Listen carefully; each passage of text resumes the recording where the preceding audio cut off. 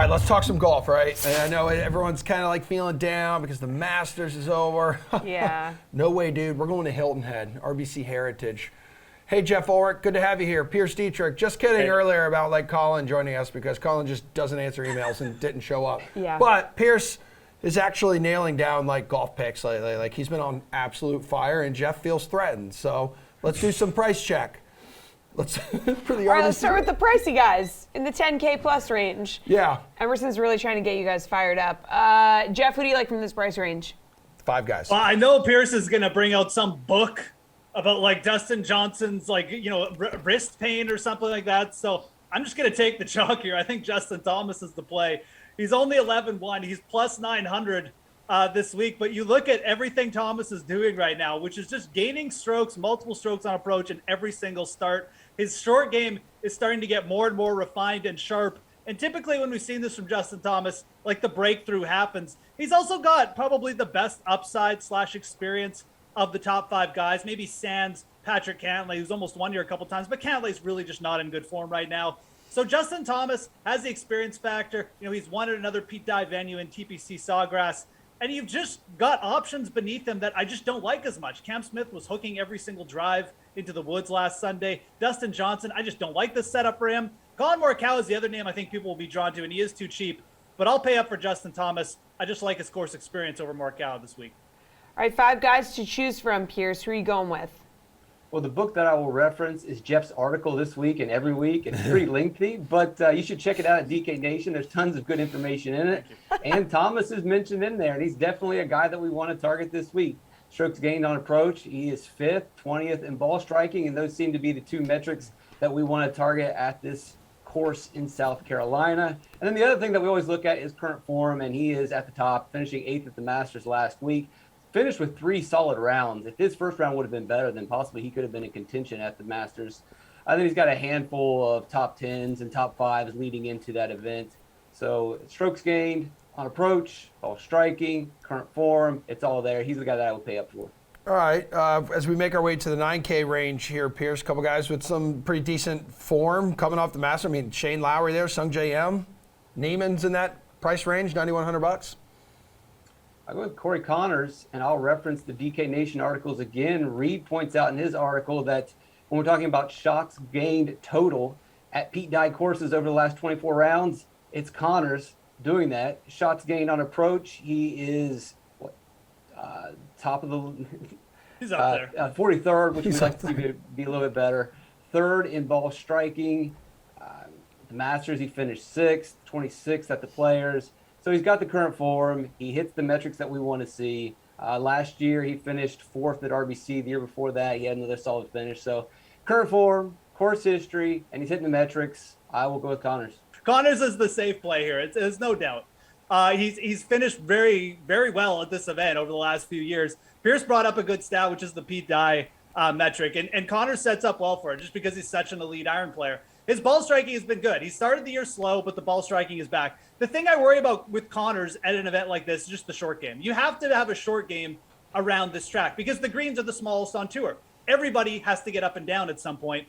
And Connors just is not elite, and that's just not a good part of his game. He's not up there with the elite players in that metric. I would probably say that if you're going with GPPs, I would just go down one notch to Daniel Berger. You get the same kind of iron play, but Berger has shown that when he gets to these short tracks, he can dominate them. He dominated the PGA National for 3.5 rounds. He's finished T3 at this event. His 2 wins at TPC Southwind, very similar course, perhaps the most correlated course to RBC Hilton Head, or at least one of them. So Berger is the guy for GPPs I'd be interested in. He shot 80 last Sunday. No one's playing Daniel Berger this week, but he also is coming off like basically a weekend of rest because he wasn't even in contention. So I like Berger for GPPs, but Pearce brings up a good point. Like Connors is definitely the safe play in the 9K range.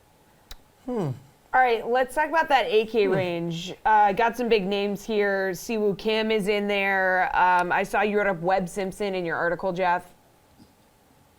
Yeah, I mean, look, Webb Simpson is just an absolute beast at this course. I mean, this is one of those courses where you get like certain veterans who are just so consistent here. Matt Kuchar, Webb Simpson. These guys just don't miss the cut here. And Webb is fine at 8,800. Like he's shown, he made the cut last week. He had some injury issues to start the year, but T35 at Augusta. Again, it's just so simple, but it's almost just like this is just one of those events where you just almost want to just take the easy plays because these guys always pay off at these courses. And Webb Simpson at 8,800 coming off 2 made cuts. He looks healthy now. It's absolutely fine. If you're going down, if you're going for the big home run, though, there are a lot of playable players in this range. Siwoo Kim, another guy I wrote up, 8,400. His upside here, I think, is actually better than Webb's this week. He's made 10 cuts in a row. You saw him put together some really, really good 9-hole stretches at Augusta. I think Siwoo's close. He absolutely dominates Pete Dye courses too. But the safe play again in this range is Webb Simpson, just like Corey Connors. And I think the upside GPP play, you go with Siwoo. All right, Pearce, who are you going with in this AK range? So my first two were pretty chalky, so I'll go a little different here with Billy Horschel. He finished 43rd at the Masters. Probably let a lot of people down. Tough course, bad weather. But if you look at his final round, it was pretty strong. And then outside of that, he's had pretty solid current form. Second at Arnold Palmer, top 10 at Waste Management. I think 11th at Farmers. So the current form is there. Ball striking is there. Putting is there. I don't know if putting is going to be as big of a deal with the smaller greens, but if you have a good putter, I definitely will take you. The approach is going to be the concern with him. He hasn't been good at approach. Obviously, he had that bad round at the Masters. So that probably is going to lower his ownership, but he still has upside. He finished 25th at the RBC last year. He missed the cut in 2020, but that was, the first event back from COVID. So that was just a strange event. You go back to 2018, he finished 5th at this course. So he does have some success at the course. His current form is fine other than the first tough rounds at the Masters. Putting's there, ball striking's there, and I think he will get low ownership on him. Oh, all right, let's just get right to Slater proof pick. Who wins the RBC Heritage? Geoff? I'm going to go with the value play. We've seen lots of mid-range targets come through. I like Adam Hadwin this week, 7,600. First in proximity over the last 24 rounds. The short game is coming around, too. I think Adam Hadwin has a real chance this week. And yesterday, he was available at plus 6,500 on the DraftKings Sportsbook. Don't know what his odds are now, but yesterday it was really good value out there. Okay, Pearce, bring us home. Patton Kazire at 180 to 1. So I'm not a DFS writer, and I don't have a reputation that I have to maintain, so I can give some of these nuclear hot takes. Everybody's writing this guy up in DFS, so why not take him in betting action? Approach is okay. He's played well recently. His putting's kind of up and down. Really what it comes down to is if he can putt. Now, if you Google him and his putting, you get a Bo Jackson video of him snapping one in half. Okay. But if his putting's there, I think the approach is going to be there, and he's got a chance of pulling this thing down.